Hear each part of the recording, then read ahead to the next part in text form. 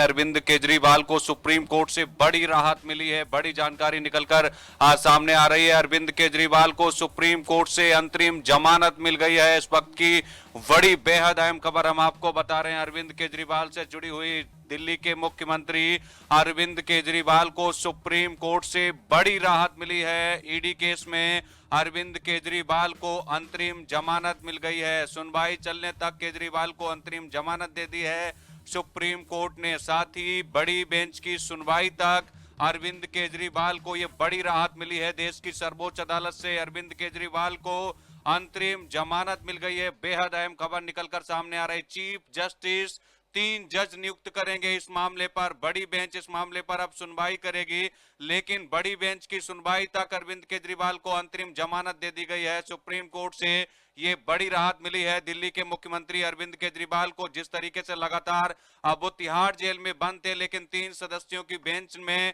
आज फाइनल सुनवाई हो गई है और अरविंद केजरीवाल को सुप्रीम कोर्ट से बड़ी राहत मिली है। केजरीवाल को अंतरिम जमानत मिल गई है सुप्रीम कोर्ट से।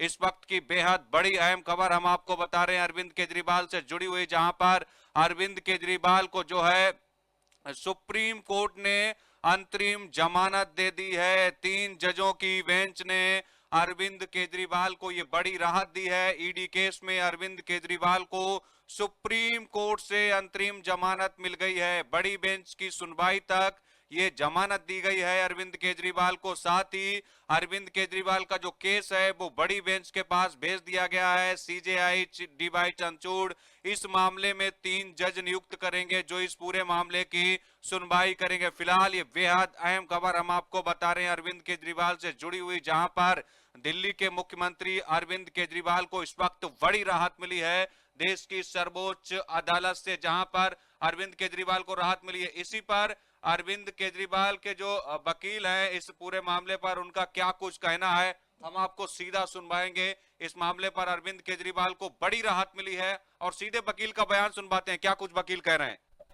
By Supreme Court today, Arvind Kejriwal ji has been granted interim bail by Supreme Court today, and he has been granted interim bail, and the matter has been referred to the larger bench on the issue of whether the arrest was needed or not needed, and about the Section 19 interpretation, etc.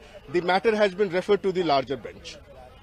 I want to know Hindi. आज supreme court ने anti bell Kejriwal को दिया है और bell देने के बाद जो मैटर राजर बेंच को रिफर किया गया, उसके बारे में बता दीजिए सुप्रीम कोर्ट ने क्या क्या बोला है। सुप्रीम कोर्ट ने आज अरविंद केजरीवाल जी को अंतरिम जमानत दी है और ये कहा है कि उनको जो है इस मैटर में अंतरिम जमानत दी जाती है और जो इशू है सेक्शन 19 का और नीड फॉर अरेस्ट का, उसको जो है रेफर किया गया है लार्जर बेंच में। सर, अभी सीबीआई केस में भी केजरीवाल अंदर जेल में है, तो क्या ये एंटी बेल जो मिला तो अभी सीबीआई केजरीवाल जी अभी जेल में रहेंगे कि बाहर आ सकते हैं, क्या है? केजरीवाल जी अभी कस्टडी में रहेंगे क्योंकि सीबीआई की बेल अभी पेंडिंग है।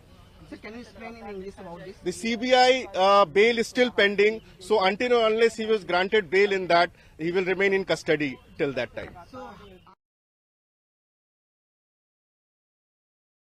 have considered that argument, and therefore court had said that IO cannot just arrest like this, and necessity of arrest has also to be considered by IO. Now, what are the parameters of that necessity of arrest which IO has to consider has been referred to a larger bench. But during the time that the matter is pending before the larger bench, the court has allowed Mr. Kejriwal to be out on interim bail.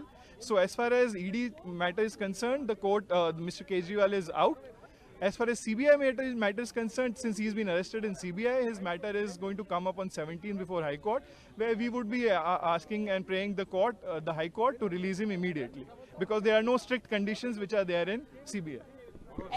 CBI in a separate, although connected case, but that's technically a separate case. Mr. Kejriwal has initiated proceedings against that also, that is pending and coming before High Court on 17th. So depending on the outcome of the CBI case, his actual release from jail will depend on that. But insofar as ED is concerned, he is no more required to be in custody as per the Supreme Court order in the ED matter. Now, and insofar as Hindi, Mr. Vivek Jain. देखिए supreme court में हमारी याचिका के अंदर दो ground एक ground था merit के ऊपर कि on the merits it is not required to be arrested. दूसरा था ग्राउंड की नेसेसिटी क्या है अरेस्ट की, जरूरत क्या है अरेस्ट की। जरूरत वाला पॉइंट हमने इसलिए रेज किया था क्योंकि इन्फोर्समेंट डायरेक्टरेट के पास एविडेंस बहुत पहले से थे, इसलिए हमने एक क्वेश्चन रेज किया था कि नेसेसिटी ऑफ अरेस्ट की जरूरत कहां से आ गई जब आपके पास एविडेंस बहुत पहले से थे। सुप्रीम कोर्ट ने हमारी याचिका पे ये क्वेश्चन कंसीडर किया है कि हाँ necessity of arrest should have been considered. IO को कंसीडर करना चाहिए था कि जरूरत है या नहीं है अरेस्ट करने की, और इसी पॉइंट के ऊपर सुप्रीम कोर्ट ने नेसेसिटी ऑफ अरेस्ट के ऊपर की जरूरत थी या नहीं थी, आईओ ने अपनी जो उनका डिस्क्रेशन है सही तरीके से एक्सरसाइज किया है या नहीं किया है, ये सोचते हुए कि जरूरत है या नहीं है, इस क्वेश्चन को उन्होंने लार्जर बेंच के ऊपर रेफर कर दिया है। लार्जर बेंच इसके पैरामीटर्स निकालेगी कि भाई नेसेसिटी ऑफ अरेस्ट का क्या मतलब है और आईओ को क्या क्या सोच के और जरूरत है अरेस्ट की। His actual release from jail will depend on that. But insofar as ED is concerned, he is no more required to be in custody as per the Supreme Court order in the ED matter. Now, and insofar as Hindi, Mr. Vivek Jain. देखिए supreme court में हमारी याचिका के अंदर दो ground. हमसे जुड़े रहने के लिए हमारे YouTube चैनल को सब्सक्राइब करें और नई वीडियो की नोटिफिकेशन के लिए बेल आइकॉन को दबाएं।